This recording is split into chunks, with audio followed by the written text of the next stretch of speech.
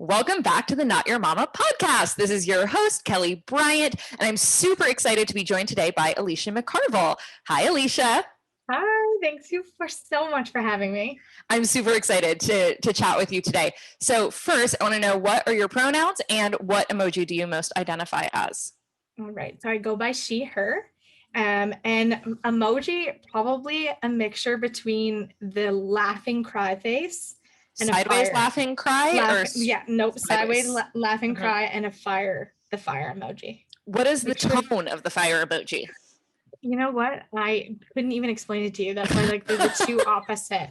I just feel like I feel like I'm feisty. So I feel like the fire kind of gives off my energy, but the laughing face is also that I'm kind of funny, but also really embarrassing. So it's kind of See, I'm like, fire, is this everything is a dumpster fire kind of fire? Or is this I am on fire, feisty? Yeah. My emoji is the salsa dancing girl. That's a good one. That is me. And so I feel like there's a fire emoji happening there too. I feel like our three emojis, those emojis are going to go well together. So I do sideways laugh cry frequently as well. I am a little bit too old to do the oh my God, I'm laughing so hard that I'm dead. The dead face. Oh yeah. No. I'm not there.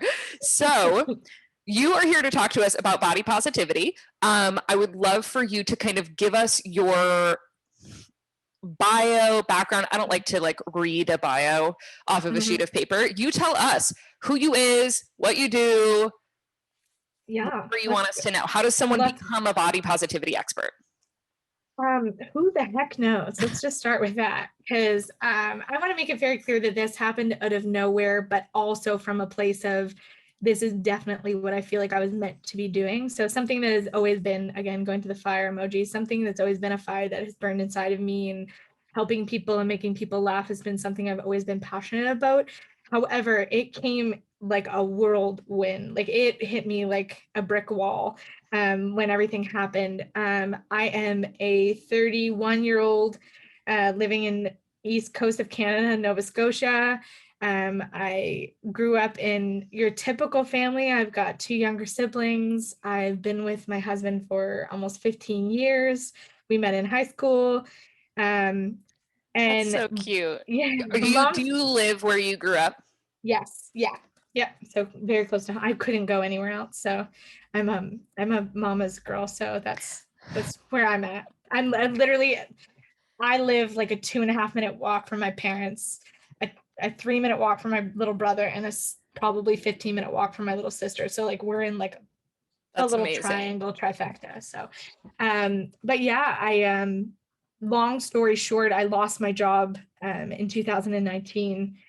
And finally realized that I had given my life, what felt like my life, 8 years of my life, to a company that kind of just said, see you later. And it was a very big moment for me, because I had quit my traditional schooling to work for this company. I thought it was going to be my end all be all.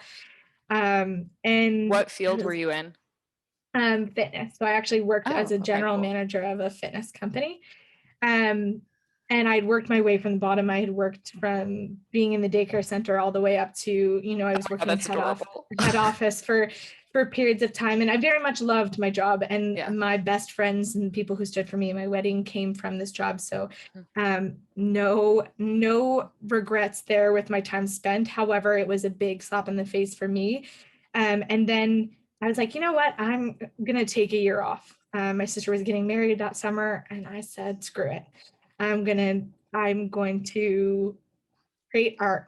I'm going to make funny videos. I'm going to do the things that I haven't done in, 29 years.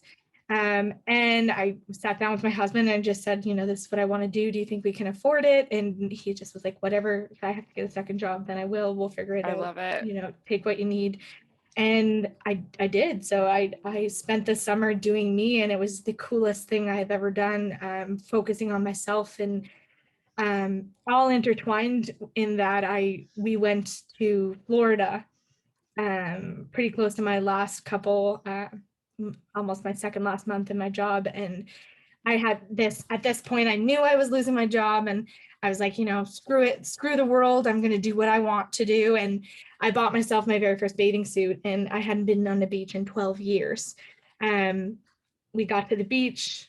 I spent 2.5 hours with my husband in the water, and it was the coolest, most humbling experience of my life. I got back to our where we were staying with friends, and I got a shower, and I literally cried in the shower for probably 15, 20 minutes because I just was so mad at myself. I was just so disappointed in myself that I had allowed 12 years to go by of me not doing something like this because I allowed my body to kind of be the focus or be the thing that kind of held me back from doing all this stuff. And that was definitely my aha moment, which led to me really being passionate about doing things for me. And that's why I took the time off. And then TikTok came along, and I was already in such a great headspace with who I was at this point that I started creating videos, and it just spiraled. People were interested. They wanted to hear about how I had gotten where I was and what I was actively doing to love myself. And it just kind of went. We sat down, and I picked I picked pillars for my platform so that I could really build off of those things to make sure that I was keeping my platform consistent. And we chose to focus on being authentic. I'm too old to be anybody other than who I am at this point in my life. I can't lie and keep up lies anymore. It's not how this works anymore. Authenticity was obviously something that was important. My relationship with my husband and our humor was another thing that people really fed off of. We're not your typical couple, I guess you would say, when it comes to like the beauty standards of what people feel like a couple should look like. I am overweight. My husband is extremely physically fit. And that kind of took the internet by storm. So we wanted to really I got listener questions on that. So we'll double back and talk about that for sure.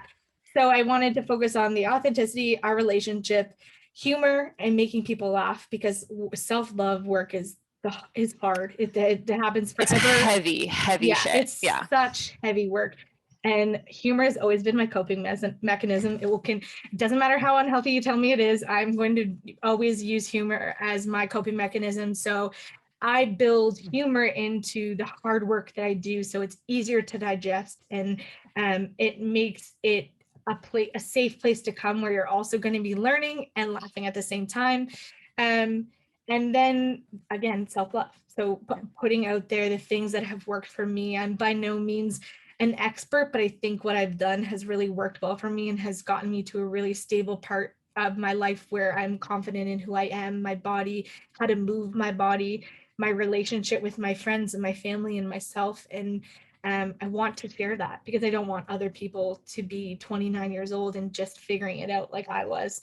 I want, 13 to 17-year-olds to see me living my life at 31 and be like, shit, I can do that too. Right. I want moms to look at me living my life and live their life similarly, so that the kids that are watching them every single day are also seeing those same types of things. So whether they're learning it directly from me, because some of my content's rated R, but so whether they're learning it directly from me or seeing those things amplified in themselves, that's kind of what I'm going for. I just want to have an impact on anybody who I speak to and anybody who watches my videos, whether that's a laugh after a hard day or a pick me up when you're feeling like you're being really tough on yourself.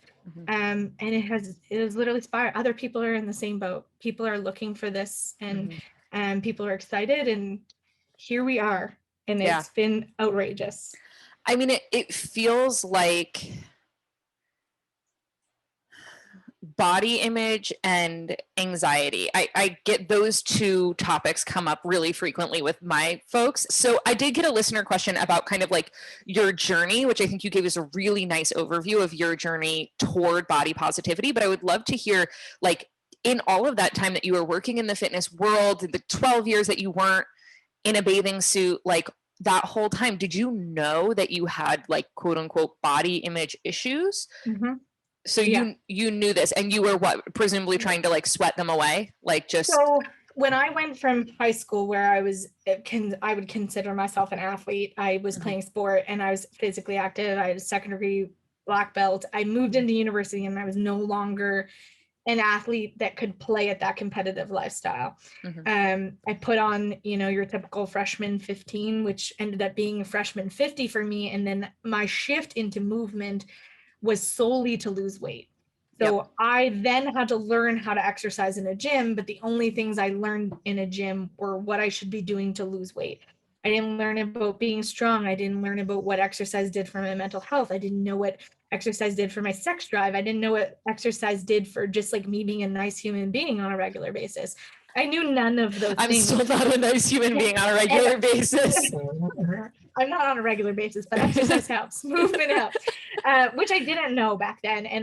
So everything was so driven on this hate for the fat that I had gained into exercising in a gym. So I only went there because I hated my body and I wanted to change it. And then I thought, what's the quickest way I can get to the smallest size I can possibly get? And I did a bikini competition, all while working in the fitness industry. I did horrible things to my body. I made terrible choices out of hate for it. I took things that I should not have been taking. I did so much exercise that is gross, like 5 hours, certain days in the gym, 7 days a week. I had disordered eating throughout the entire time. Yeah, trigger warning on literally everything I'm about to talk about when it comes to that. Alex, add a trigger warning, please, to the show notes. So literally, anything you could possibly think of, I had it. Did I see it at the time? Absolutely not. But then I walked across stage and I was like 127 pounds after losing probably anywhere. I don't know the exact number, somewhere in between 90 and 110 in that weight Holy range. shit. In how much In time? a span 10 months, 9 months. And I was like, yeah, like this is it. I'm gonna friggin' like and you myself. thought that was like That was healthy. it. The end all, well, and then not even healthy. I thought this was the end all be all of my issues. I thought I was gonna walk across that stage and I was gonna get to the other side and I'm gonna be like, yes, I have arrived to this destination of self-love and I can love myself now because I'm thin. And then I walked across the stage and I was like, I saw this whole new level of things that were wrong with me. I saw my stretch marks and I saw my flabby skin and I saw that I was on stage with, I placed dead last, which was a blow to my absolute excitement in the time being. But then it was like a whole new level of things. It had nothing to do with me being fat at that point. It was like, now you're thin and you're still not good enough. So like, good luck here now, figure this out. And I think that was really the moment that I knew that like, you just don't like yourself. Like this isn't about what size you could or can't be. Like you don't like yourself. You don't value yourself aside from your size and your looks. And then here you are at a point where there are still people who look differently to you that you're holding to a higher standard than where you hold yourself, and you're never going to be good enough. That was the moment where I was like, okay. And then ensued years of me trying to rebuild a relationship with the gym and trying to still lose weight, but like how to figure out how to like lose weight without like drastically, I ditched diet culture. And I was going to say, I'm assuming you like sprung right back to your original. But I sprung right out of everything. I mean, we can talk diet culture. However, I really wasn't in diet culture. I was in disordered eating. I was eating the same thing every single day for 6 days. And then I was having essentially binge eating on a Saturday, whatever things I wanted, and then was going back to the structured eating. So at the time it worked and I lost weight and that was cool. However, I didn't get to this destination that I had planned in I thought I was running this race where I was going to cross this line and that was going to be it. And I was going to feel good. And then I got across what I thought was the finish line. I was like, well, no, honey, like you literally this is a marathon that's going to last forever. And like, you need to find a way to like pace yourself and add in things that are not going to keep your endurance and help you grow and not sprint to the point where you're literally running yourself into the ground. And, that ensued over years of me after this point of trying to rebuild my relationship with the gym and switching it and changing it. And then I started powerlifting. And that was a big growth moment for me along my journey, is realizing that I didn't have to be in a gym to lose weight. Like it was fine if I was fat in a gym. I didn't have to be necessarily doing things that contributed to weight loss because I didn't have to be doing that. And that was a good aha moment for me to realize that movement, there is thousands of reasons to move your body. And I was so hyper focused, which most people are, and I'm going out there and I'm calling people out right now. Right. Most people are hyper focused on weight loss when it comes to stepping into a gym, but they have so much exercise and movement in general. I switched my term from exercise to movement because it took away some of the pressure that I felt when I talked about exercise. So when I switched my focus of movement for fun and movement because I could and movement because I wanted to, then I started picking things in the gym or outside of the gym that I forgot like was movement, like going for a hike. That's movement. That's me moving my body and feeling good, going and shooting hoops like I used to when I was 15 years old, or I just bought roller skates, just like the fun things that I can do that keep my body moving, but don't literally drain my soul. Like don't make me feel like I am not enough on a regular basis. And that's what focusing on weight loss did for me. So it has been a combination of all of those things. And then just learning to treat my body with respect and make decisions for it out of love and not hate. And the things that people do for their bodies when they hate their bodies are drastic. They're not things that will be around forever. They are harmful to you. They are harmful to the people around you who are watching you. But the decisions you make for your body out of love, for me personally, have been long-term decisions. They have been decisions that I know I'm going to maintain and be able to keep up in my everyday life. And they're slow and steady and consistent. And I've been running my marathon consistently and properly for probably the last 2 years. And it's been the best and most fulfilling I have ever lived. And it came off of moving my body because I can, because I want to, and because it's fun.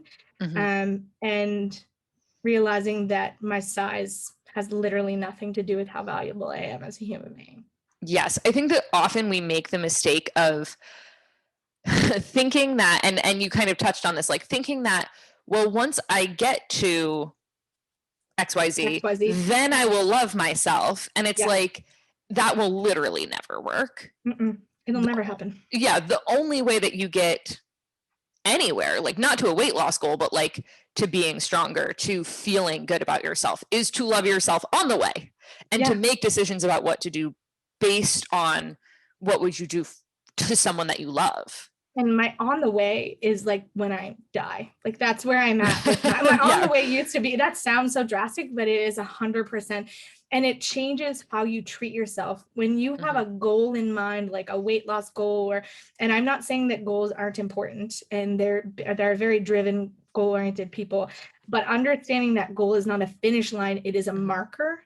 And then there are things that will come after that. This isn't a finish line. So when I realized that, my finish line is death when I die, it has made it a lot easier for me to have bad days, or for me to have periods of me reverting back to some of my disordered eating and being able to kind of pull myself out of that without beating myself up, because my finish line is death at this point. If I got to get there, and I'd rather do that happily and treating myself with kindness than beating myself up on the way there. And it's one of those things where I think a lot of people don't understand that there's no pill, there is no drink, there is no amount of me that you can watch that is going to make you love who you are. This is an internal thing you have to do by yourself. Is it easier with support? 100%. Is it easier when you're watching? But like, go back to when we were kids and you had to actually learn a subject and take time to educate yourself on it and submerge yourself in information. This is no different. Yeah, you're not going to be good at it right away. No. And we are unlearning things that we have learned for me, 29 years of my life at the time when I was finally unlearning it. That doesn't happen overnight. You can't click your head and be like, oh, I'm cute. It's like, no, I have been told for 29 years that I am not enough. So I have to figure out what's pushed me to this point and how I need to get myself out of here and how to devalue the things that I've always put value on my entire life.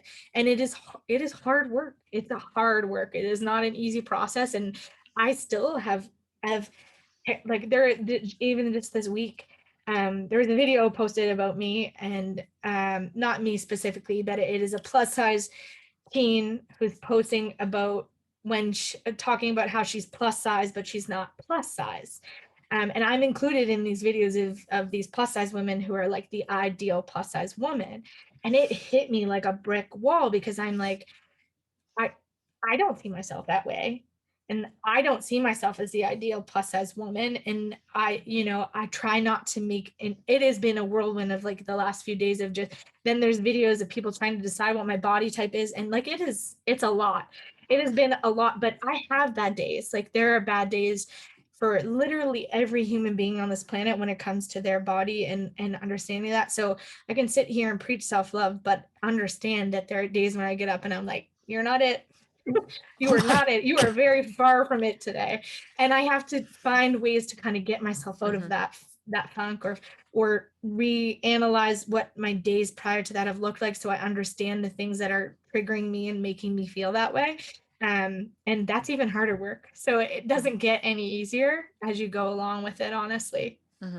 You've said the phrase diet culture, and you've just given us several examples of diet culture, right? Like diet culture is slowly seeping into the body positivity movement, because it's like, oh, well, being fat is okay as long as you're this type of fat, or like you're the good fat, or you're the pretty fat. Like, what the hell? So can you define, like, what is diet culture, and maybe what are some of the ways that it shows up in our lives?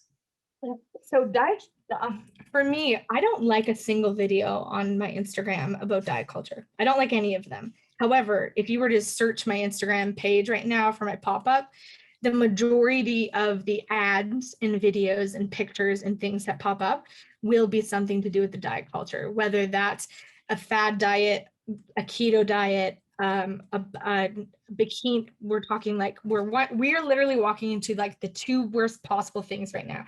We're walking into coming out of a quarantine for a lot of people, straight into the summer beach body season. Beach body season is already horrible for diet culture. If you want to have diet culture shoved down your throat, it is the summer. That is where that happens.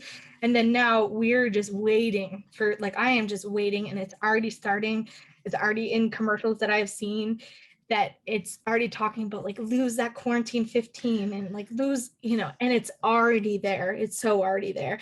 But diet culture also pops up in things that we don't even realize is happening. Like diet culture for me is like, the way it used to impact me the most was I'd be at the grocery store with my husband, and we'd be buying our groceries, and I'd have to make sure that the groceries that were in my basket were the healthiest groceries, because I was the fat person in the relationship. And then if we were going to have bad foods, it had to be in his basket.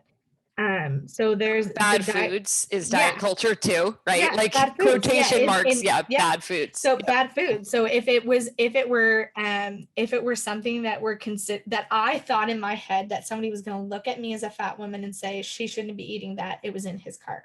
And that's how that worked. So the term, again, going to that terminology of bad foods, good foods, food is food, fuel is fuel. It is literally how it works. You need it to survive. And there's so many things online, and it's starting to become large on TikTok too. Like, I can give you 5 tips to lose weight. And it's like, people don't need those tips. People need tips on how to not be so hard on themselves, how to literally survive day to day, how to have better mental health. And like diet culture in general puts a focus on our physical well-being. Doesn't even put a physical appearance. Go back there. Physical appearance, yeah. It puts a focus on our physical appearance, which people attribute to our physical well-being, and literally throws our mental health as far back away from us as possible. And that's, I think, the biggest flaw when it comes to things like diet culture in general, and that whole idea.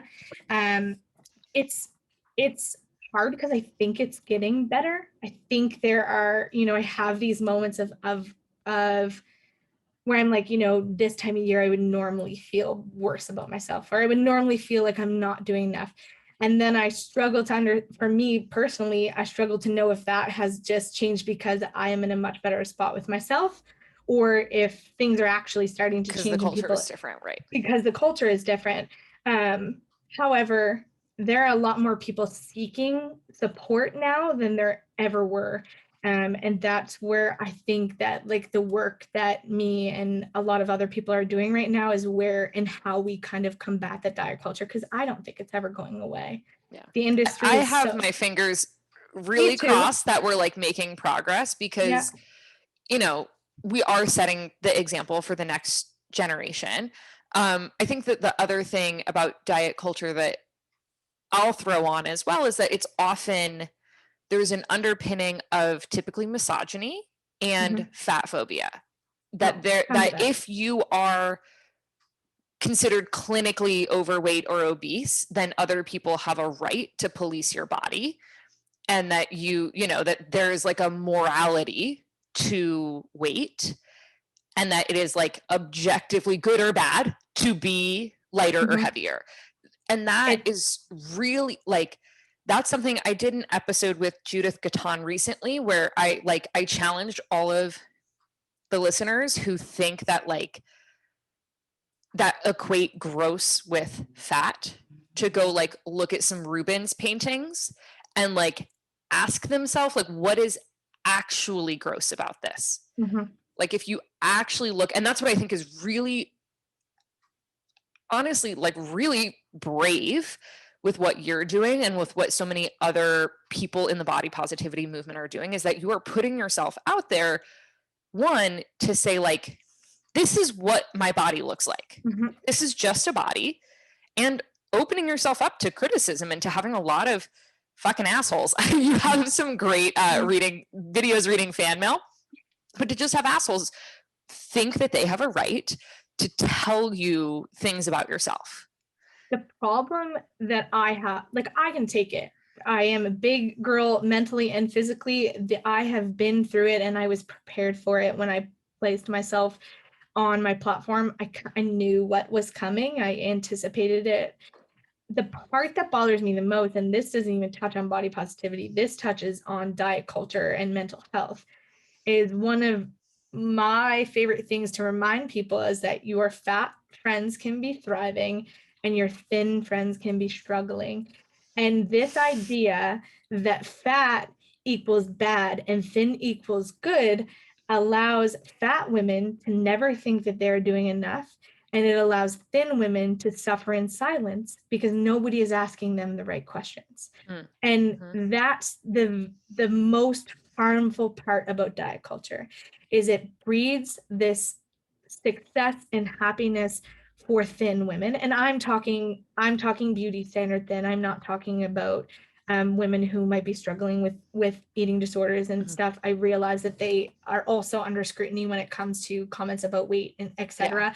However, like generally straight sized women and men, this accompanies to both. However, I do feel the diet culture weighs heavily on women, again going back to that misogyny, that underlying part of that.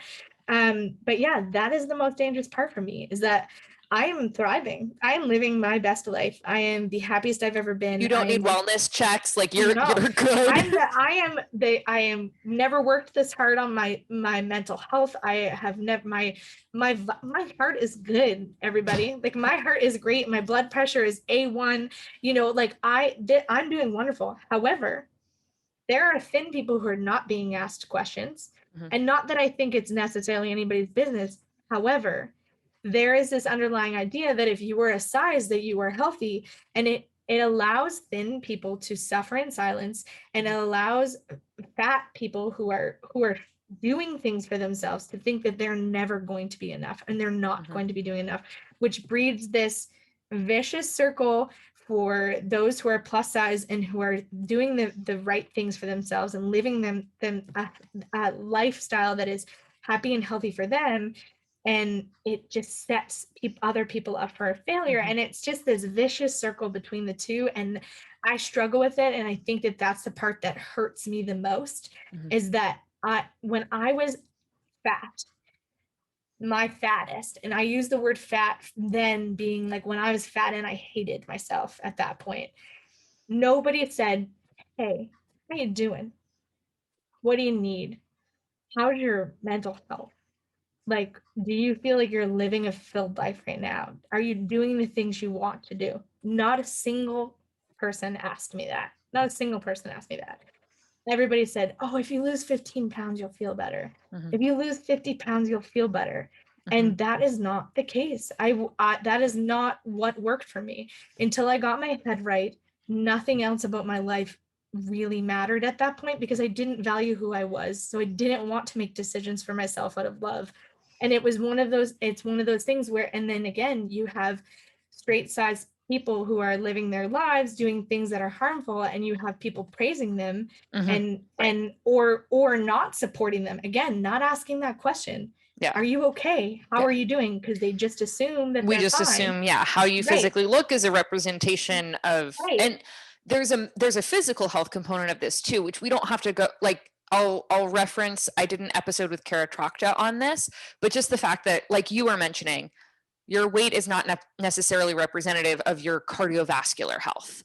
Like it, that typically what the evidence actually shows is that our behaviors are far more predictive of our health outcomes, and behaviors include things like mental health, like how much stress are we under, what do we move frequently, do we move kindly, like, right, like that cross section of like moving frequently but also not causing stress to our system. That I think often people, and I talk about this a lot in the context of fertility, but often people do not kind of comprehend that physiologically exercise is stress.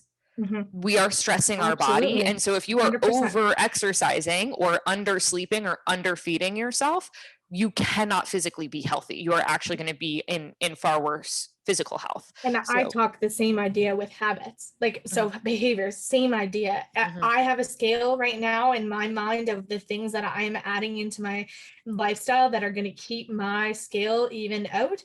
When I'm adding in habits that don't contribute to my health, then I'm tipping my scale. And when I'm adding things that do contribute to my health that are long-term, it helps me keep my scale nice and even. Am I going to have periods of time where I am doing things that might not typically add to the like my health in general? Yes. However, I'm going to be able to combat those with so the scale, if we actually measured people's health and wellness on a scale, more things would be contributing to that. It wouldn't just be how I look. It would be, am I journaling? Am I working a job that is fulfilling to me? Am I taking care of myself? Do I have a supportive partner, spouse, family member, somebody to help me? Am I moving my body because I want to, like you said, or am I beating myself up when I'm in a gym? And like there's just so much more to it than what I physically look like. And yeah, that's the end all and be all to that whole issue, is that when we judge people, and going back to that whole old saying, judging a book by its cover, like you're not understanding the pages within that book. And some people's books are on fire on the inside and they look cool on the outside.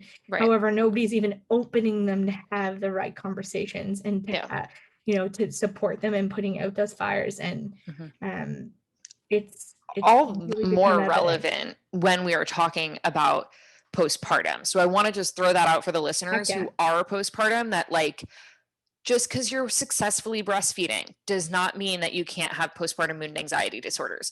Just because you've gotten back to work does not mean that you don't need more help. Just because you've lost the baby weight doesn't mean that you're happy with that you feel fulfilled, or that you feel good about yourself, or that you don't need mental health support. Like all of these things, just the outside picture doesn't tell us much about what's going on the inside, for sure.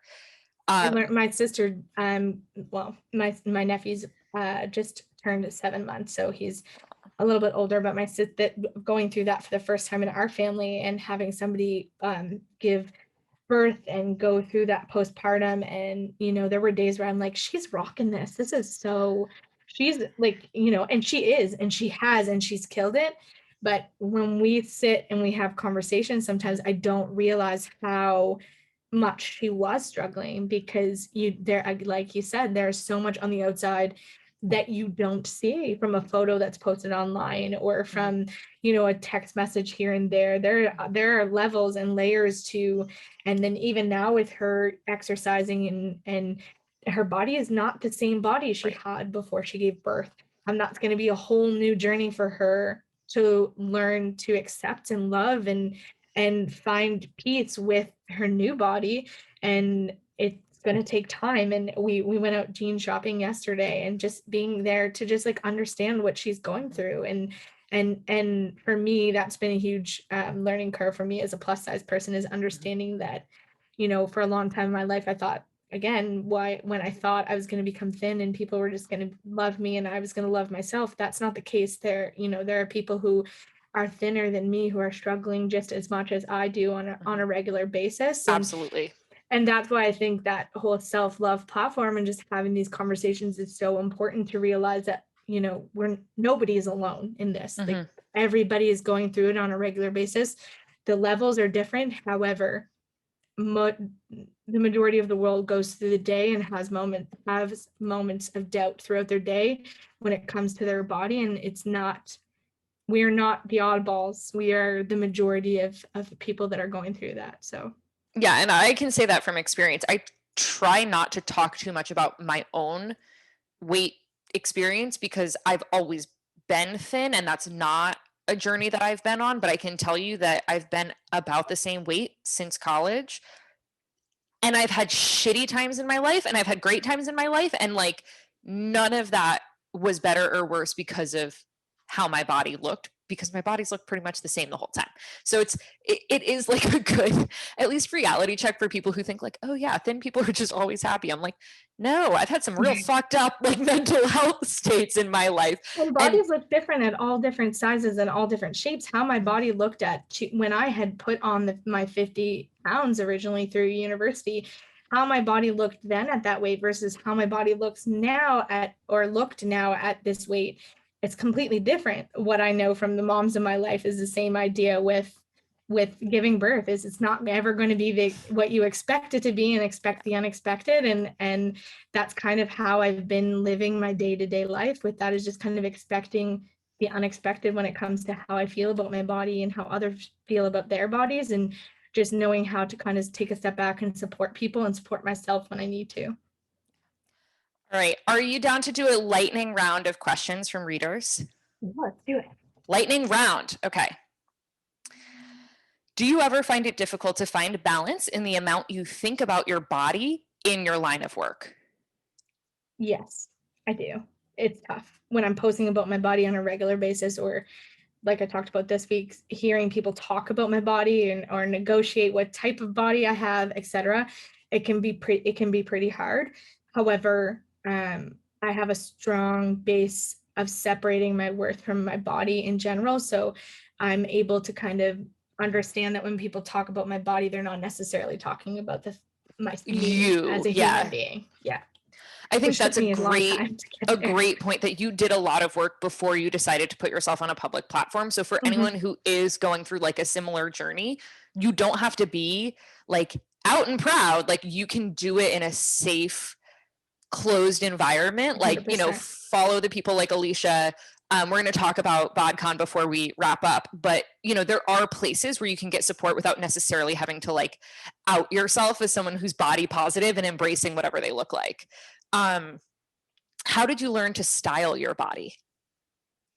Honestly, I flipped a switch from trying to hide my body into wearing things that brought me joy. And then through that, I've been able to find the things that bring me happiness. I also really don't care what other people think at this point in my journey and in my life. I thought that my baggy clothes and my things that I was wearing kind of hid the fact that I was fat, but I was fat no matter what I was wearing. And I've always been afraid of taking up space, but like the space is mine to take up like that. And I'd rather take it up looking cute than feeling bad about myself and in the clothing that I was wearing before. So it was literally a switch of trying to hide myself to dressing the way I wanted people to perceive me, and that was confident and happy. Mm-hmm. And I will also, that episode with Judith Gatton that I mentioned earlier, she is a style coach for curvy women. So she's a great resource. Go follow her on Instagram and listen to that episode. Family members and in-laws who make subtle, unsolicited advice regarding weight loss, exercise, diet, advice for dealing with these triggers, and or, I love this person, a polite response. I was like, oh, it's Alicia if she has a polite response, because my response is a 4-letter word. Yeah, I literally just posted an Instagram story that be prepared for people to come out of quarantine. It was like, people are coming out of quarantine. You're going to notice their body changes. What we're not going to do is comment on it. And I said, and if people do comment, tell them to go F themselves. However, I think it's super important that, you know, when you're going through when you're going through your education, you set boundaries for yourself. So like when you're learning and you're in school, you're setting boundaries for yourself. Like, I can't go out on Friday nights. I need to study during this period of time. I need to allot myself this amount of time to study.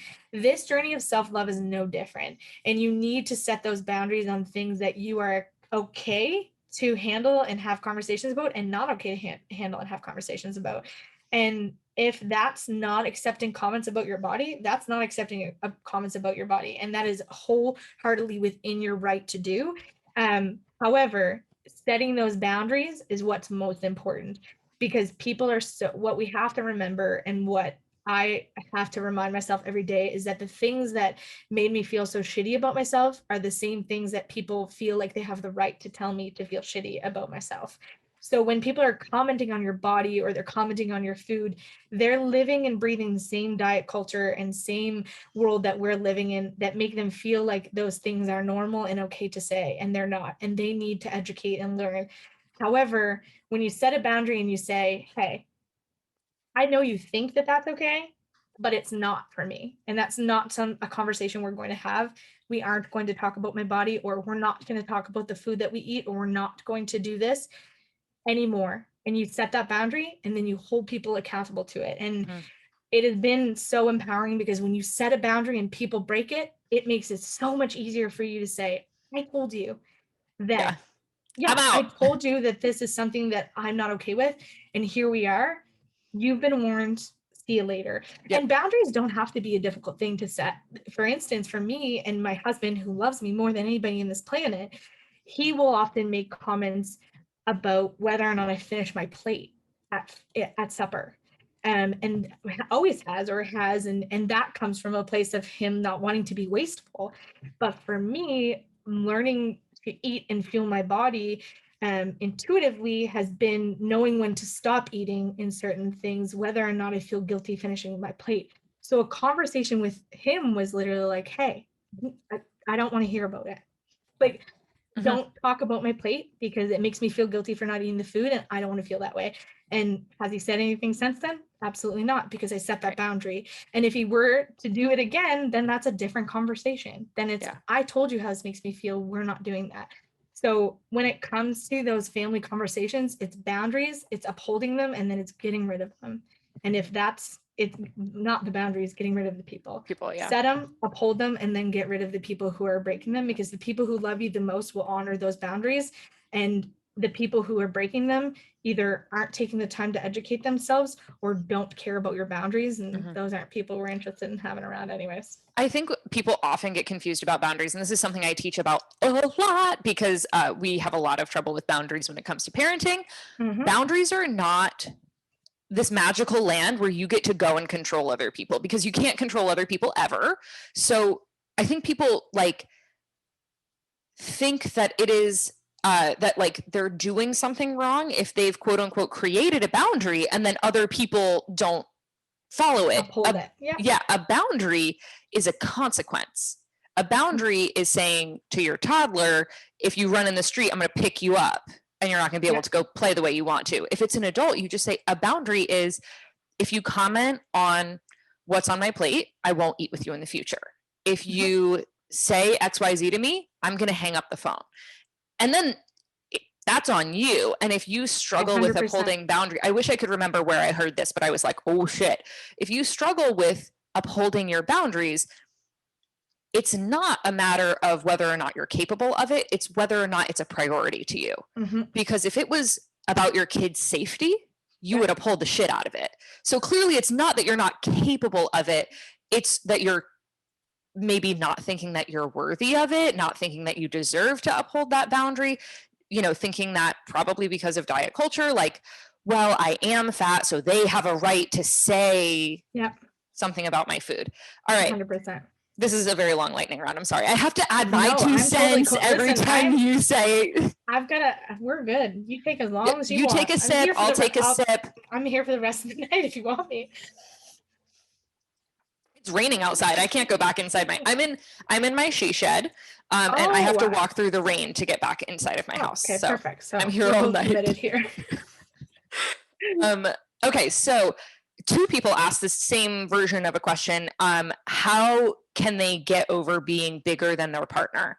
You know, one person just said, like, I can't get over my man being smaller than me. It has, for me specifically, when you separate your worth from your size, then you quickly start to realize that it doesn't really matter how thin my husband is or how physically fit he is. I'm a valuable human being and I am worth a lot in this relationship. And that is what was the biggest and most drastic change for me. So actual tangible work that you can do to help to separate that value, which will help outside of just your relationship. It'll help with friendships and family members, etc., and just understanding your worth. And I did a love me journal, and every day I wrote in it something that I loved about myself that was separate from my body. So how I handled the situation, how I styled my hair that day, how I handled an emotional moment, how I gave back to others. And I did that every day. And it was the hardest thing I've ever had to do, because when you actually sit down and try to think of the things you like about yourself, it's very hard. And then all of a sudden I was left with this book that had, 200 plus things that I liked about myself that had nothing to do with my body. And it's like, well, it really didn't matter what body I was in, because this is what's important about me. And that was like the biggest change for it. Now, when it comes to being your partner's with you for a reason. And at the end of the day, it didn't matter for me. And this is from personal experience, and not everybody's going to go through the same experience. But at the end of the day, when I was 128 pounds versus the weight I am now, the love that I have for my husband has never changed. And the love that he's had for me has never changed. The only thing that's changed in that period of time is the love that I have for myself. And that has only accentuated our relationship. And when you're talking about relationships in general, so if we want to get deeper into that and talk like sex and things that come along with being bigger than your partner, owning it was the best decision I ever made. I bought books. I read about being bigger than your partner. I learned about sex positions that were better with a smaller partner, so that I was working to what is an advantage in my personal opinion. And all of those things left me feeling nothing but empowered about the value that I hold and what I am capable as a plus size woman. It is a fine line between the two, and just understanding and being okay with being plus size, but also understanding and living in with valuing yourself separate from those two things. So yeah. And then if it comes to, I know that this is a question that I've gotten in the past when it comes to like that jealousy part of things, which I've suffered from, seeing my husband and other women that are smaller than me, or what I would consider or did consider a beauty standard. Again, it goes back to the value that you hold for yourself. If you're valuing yourself based off of your size, or devaluing yourself because you are a larger than your partner, that is the same thing as giving somebody who is thinner than you more value. Those are the same type of ideas, when realistically your size really has nothing to do with it. And there's a lot of work that goes in between those two things. And it's been a hard journey, and it's not easy. And there's always days of like self-doubt, because I mean, especially if you live on the internet, every day I'm told, every single day, somebody told me today that my husband was gay and in the closet, and like that's why he was with me. So that was a beautiful conversation to have at like 9 a.m. and to just like challenge people on that thing. But people look for those things, and I know it's going to happen, and that's just part of this, because other people don't understand, and that, you know, it is what it is. But when you separate your worth from your size, then it really doesn't matter who you're with. You can be with somebody who's bigger than you or somebody who's smaller than you. What your worth is always going to remain the same, and it doesn't really matter. And I think there was something you said there that, like, especially, I mean, obviously postpartum people struggle a lot with body image stuff because there's such a drastic change, right? So if you've heavily identified with your body in the past, and then suddenly that's out of your control, that's tough for people. I think that like particularly the sex thing is really challenging, because you're like, how do I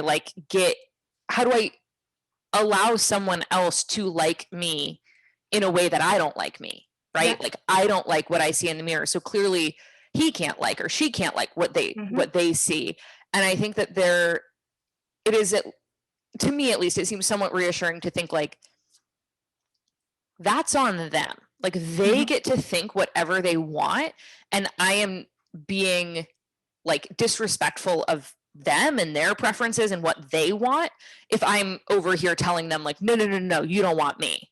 Yeah, I did it for a long time. I mirrored how I felt about myself onto my spouse for at least a year and a half, where I assumed he felt the way that I felt about me. And it's such a huge, he does not care. Like, I love the man, but he does not care. Like, it is the least of his worries. He would rather me pick up my clothes than care if I lost or gained any weight. Like, that is nothing he's worried about. And it took me a long time to get there. And it's like you said, it's that projection of how we feel internally about ourselves onto the people who love us, when realistically, the majority of the people in our lives don't love us because of how we look. We're taking away their autonomy and their power by telling them what they think. Yeah. So it's like you're doing yourself a disservice and them. Yeah, it's not fair. It was not fair. And I spent a lot of time apologizing to my husband for that, because I took that time away, assuming how he felt, when all he ever wanted to do during that period of time was love me. But I was just so not in love with myself that I just, like you said, assumed that nobody else could, you know, be feeling that way about me. And yeah, and it was mean. Like, in my mind, it was mean. I was mean to him when it came to, yeah, and it was probably very hard for him to have to like go through that. But like I said, our partners aren't with us for our size or our body in general. If they are, you should probably leave their ass. 100% get rid of them. And that's the bigger issue, is that a lot of people don't realize that, you know, they're with us because of the value we hold and the things we add to their life. Moms in general, like, y'all are I'm not gonna say the curse word, but we put an E on this podcast. Y'all are fucking amazing. Like, you're bringing humans into this fucking world, and that has been the coolest thing for me to see with my sister, and like everything that she's gone through. And I have friends who have children whom I love very much, but like seeing somebody bring a fucking chariot, bring it into this world, and then see their body. I have nothing but love for a pregnant body and a body postpartum, because like, how fucking cool is that you get to like walk around. And I know it's different from me from the outside in, obviously that's literally how image works and self-image works. However, like, I think it's important for moms to hear that, because I look at it and I think, how fucking cool is that? Like, how cool is it that you were able to literally grow, produce, create, push it out of your vagina, or, you know, or have a major abdominal surgery. Have a major abdominal surgery and then have to recover from that to bring this human into this world. And I see nothing but beauty when I look, and I know that. So I know that that's not the case for every single mom that goes through it. But that's been something that's been super cool for me when I've learned how to kind of separate my worth from my value, is that like, your value is not on your body. The value is on the fact that you literally just built, grew, and are keeping a human alive for the X amount of years. Like, that is the coolest part to me. Like, yeah. All right. We have a great last listener question. How do you ground yourself back to reality? And I would love if you could like give us like tactical practices after your mindset has taken a blow from negative self-talk? I never used to do anything for self-care. I didn't even know that existed. Like, I didn't know I could take time for myself and be like, hey, like, you're the most important person in this world. Like, you need a break. So self-care to me has been like a big impactful thing that has really come a long way for me, finding things that make me feel good when I'm feeling crappy, because I used to just spiral through the crappy, honestly, and somehow figure out how to get myself up later. But I used to spiral, and the things that have the most impact for me is trying to figure out why I'm in the mindset that I'm in. For me, I used to just assume that it was my body's fault, when realistically it's because I didn't eat properly the day before, or because I had a shitty conversation with a friend, or because I didn't feel good about the day that I had at work. But our bodies have no choice but to live with us. So they're the easiest things to take our hate out on, because it has no choice but to wake up with me tomorrow. So I can be mean to it today, and it's got to get up tomorrow and carry me on my merry way. So trying to find the pinpoint of where my discomfort is coming from, or my sadness or anger is coming from, has been super helpful for me to see it beforehand, to get to it ahead of time. Or to separate why I'm feeling that way from my body, and figure out ways to negotiate, and then forms of self-love. So face masks are my favorite thing. And I know that sounds so silly, but putting my hair up, putting on my some type of like face mask, and just taking those 15 minutes where I have no choice but to just sit and not interact with anybody, has been like so impactful with me learning how to like take 15. And that has been one of my just, I need to take 15 minutes out of a day is not a big deal. And I think we all get so busy all the time that we think that 15 minutes is so. Have you ever sat through 15 minutes when you were waiting for something? It's a super long time, it feels like, or when you're trying to get something done in 15 minutes, it's the shortest amount of time. So it's really not that big of a deal. It's where our mindset is at that time. So taking 15 to kind of get my head right, or a face mask, etc. Or again, like things like, again, privilege. I'm talking about privilege, things that I have as I am not a mother. So napping or things like that. But the take 15 for me is a mandatory thing, and something that I do very often throughout my day. If I see things that trigger me, or if I'm having a bad moment, or if I have a tough conversation with my husband, or it's that take 15 of just finding something simple I can do for 15 minutes, painting my nails, a face mask, sitting on the toilet in the bathroom, and just that's the mom MO right there. Yeah, sitting in my car out front of my house for 15 minutes. Another, I not necessarily for mom specific. However, Sarah Landry, the Birds Papaya, that's like her go-to, is just like sitting in her truck outside, or van outside. But yeah, so taking 15 and then trying to pinpoint why I'm feeling the way I'm feeling, so that I don't take it out on my body. Separating that from your body. Totally. I think, yeah, that's like a good reality check of like, whether you just caught yourself in a mirror, or you saw a photo that you didn't like of yourself, like you didn't actually change in that period of time. So it is not, your body is not the reason that you are having that moment. Like, you had the same body before the thought and after the thought. So it's just that check-in it's been super. It's just that check-in, quick. Why do I feel this way? Let's pinpoint where it's coming from, so that I can separate it from my body, so I don't beat it up for the next 24 hours. And then let's take 15 minutes to kind of distract ourselves from how we're feeling right now, so that we can be a more valuable human being for the rest of the day. I love that. So we talked a little bit about Beachbodies today. The BodCon has the Beachbodies event, which you are the keynote speaker of. So tell me all the things. Honestly, BodCon was originally a huge event, which I got to go speak at and talk about plus size sex, and just like it was like a fun conversation, which was a cool way to kind of get out of my comfort zone with speaking. But when they asked me to be a keynote speaker, like, I'm just gonna like fangirl for a moment for myself, because like that was like one of the biggest moments. I've never been a keynote speaker. I've never had my face on something talking about being a keynote speaker for something, but I'm also at this point where I feel like I just want to be talking to people, and I just want to be sharing what I've gone through in my personal experience. So yeah, we're going to be having a virtual beach bodies party.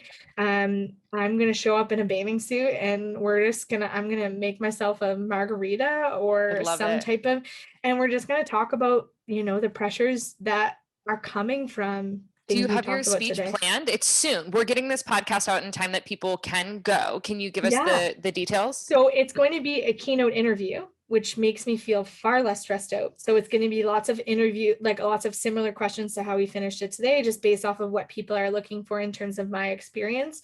But there's also going to be a panel.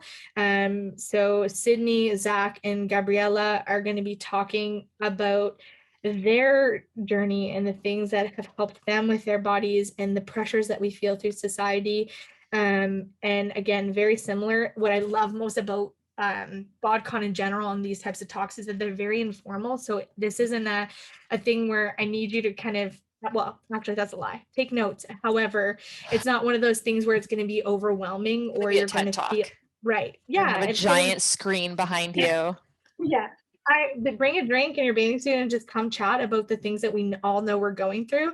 And kind of my goal for the interview for me, myself, is just to kind of talk about the things that have worked for me and to let people know that like we're all going through it right now. Like this change, I touched on it earlier with the quarantine and just coming out of a pandemic and beach body season and all of these things that fill our life that make us feel not as worthy or make us feel these pressures are things that everybody is seeing, and there's ways to deal with them, and there's ways to kind of work through it. And yeah, I'm hoping to give people some really tangible things that I have done for myself that they can take with them, hopefully, and want to do on their own, that are easy and simple ways to kind of counteract what we're going to be going through over what I think is going to be the next year of just getting out and about and back to what we were doing before in bodies that might not look like the bodies that we went into quarantine with. And I think it's so important, again, to separate that worth that from that body, and just understanding that you are who you are. And actually, for me personally, I'm a better person than I was when I went into this pandemic. And I think that that's the same sentiment for a lot of people. I think it has put, from what I've gotten and heard back from my audience, is that I think there's lots of really good things that happen for a lot of people when it comes to learning about themselves and really focusing on their mental health and etc. So I want to make sure that we're shining the light on the things that have been good for us and not devaluing that with any body changes that have come along through that process. Amazing. Okay, so you are at Alicia McCarvell on TikTok as well as Instagram, right? Theoretically, I'm on TikTok, but I'm not really. So you're the same handle on both. Yeah, same handle on everything. And at the BodCon is the handle for the BodCon. Yeah. And everyone can go get all the details for that event, sign up, go, all that jazz. Heck yeah. There's right now the tickets, you can get 2 for $30. So awesome. For you and a bestie. And there are going to be some contests too from like speakers that are putting some contests out for tickets as well. So just keep an eye out for all there. And if you're looking for resources for people to be following in the self-love and body positivity community, if you head to the BodCon's Instagram, this is like my easiest resource, and go to the people that they're following and take a look through that, you're going to find anybody who has been a speaker in the past or is going to be a speaker in the future. So if you're looking for a quick resource to kind of surround yourself with people who are going through similar things and are going to lift you up while you're going through this stuff, that's probably your biggest resource. I love that as a homework assignment for people. We talked a little bit about like, maybe you don't want to like come out in your body positivity like process, but I think starting to shift your social channels toward less diet culture bullshit. And like the homework assignment that I will give people is when you see an ad, a promoted story, something like that, ask yourself, if baked in, is there an inherent assumption that being thin is better or being thin is healthier? And if there is, you just tap right through. Unfollow, block it, get on out of there. Yeah, see you later. And just go easy on yourselves because it's literally everywhere. Like it's you have until you get to the grave to figure this shit out. So there's no rush until you die. Not to be morbid at all, but it is a long time. And I mean, this is not a sprint. We need to get there alive and all in one piece. So, right. I appreciate you so much, Alicia. This has been super fun. We can cheers again. We've both been having a beverage here. Yay. Thank you for joining me. Thank you everyone for listening. Make sure you follow Alicia and the BodCon and subscribe to the show. Thank you so much. I hope to see you all there. In your bikinis, but not in a creepy way. Bathing suits.